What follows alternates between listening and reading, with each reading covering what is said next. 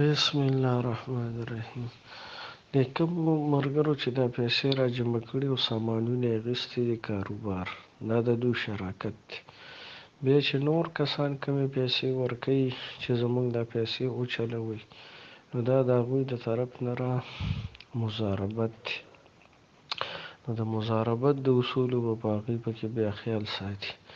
مثلا دا کوم ټیم چې دی دوی د خلکو نه پیسې په مضاربت واخیستلې، چې لکه 10 کروړه روپۍ تاسو راکئ مثال په طور باندې، کومه ګټه راځي نو په هغې کې نیمه ستاسو نیمه زموږ یا داسې درېیمه حصه ستاسو، دوی چې په څه باندې دوی راضي شو.